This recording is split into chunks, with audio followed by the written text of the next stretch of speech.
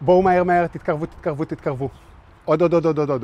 אני רוצה היום להראות לכם את כל הצבים שיש לי בחווה. רק צבי היבשה, כי יש לי גם צבי ביצה, אבל אותם אני לא אראה לכם. תסתכלו מה יש לי כאן. יש לי פה מסגרת מעץ.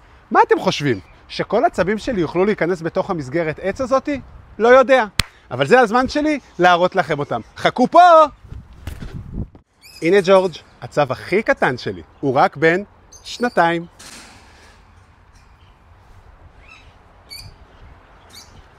וזה ליאונרדו. הוא צב טיפה שונה, זה נקרא צב אדום רגל, כי יש לו רגליים בצבע אדומות. אתם מצליחים לראות? קצת קשה לראות כי הקסקסים שלו מלאים בחול, אבל יש לו נקודות אדומות, ובגלל זה קוראים לו צב אדום רגל. ליאונרדו שלי הוא בן 3. וזה ג'ימי שלי. הוא כבר בן 3.5, ויש סיפור מאוד מאוד מעניין, כי ג'ימי, כשהוא היה צב תינוק, נשך אותו כלב בשריון שלו, ובגלל זה השריון שלו בחלק הזה עקום. אבל הוא בסדר גמור עכשיו, והשריון שלו קשה וחזק. ג'ימי, אני מניח אותך עם שאר החברים.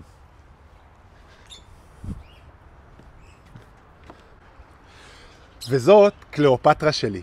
היא כבר בת 4. היא כבר מתחילה להיות די גדולה.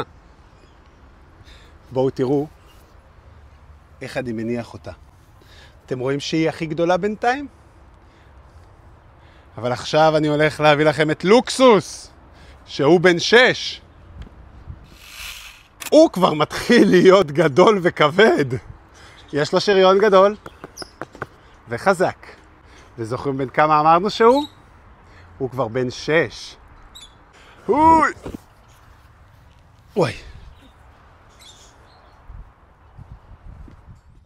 זה רוג'ר. הוא כבר בן 8. הוא כבר גדול וכבד. תראו. וואי.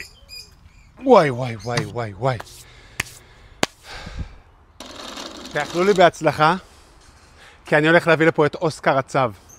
אני לא יודע אם יש לי מספיק כוח בידיים בשביל להרים אותו, אבל עוד רגע נבדוק את זה.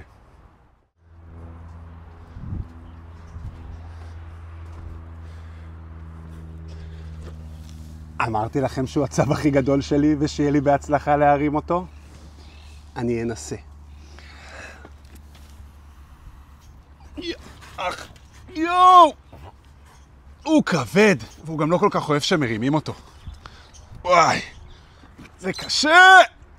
יואו! בואו מהר! איי! וואו! תראו את חצר הצבים שלי. וואו!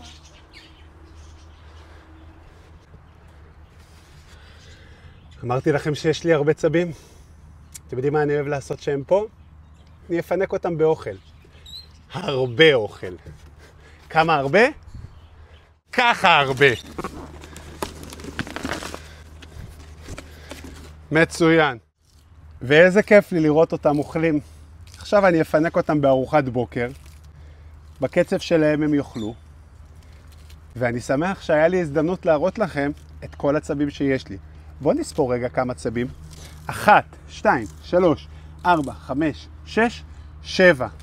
7 צבי יבשה ועוד 2 צבי ביצה. בסך הכל יש לי 9 צבים.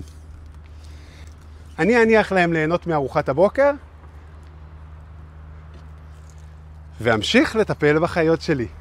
ואם תרצו לראות את כל הצבים שלי, אתם תמיד מוזמנים לבוא לבקר בחווה שלי. ביי! נצא לחקור עם יוטי חיותי, נצחק נרקוד עם יוטי חיותי, נרגיש הכל עם יוטי חיותי, אני מצאתי את הדרך שלי.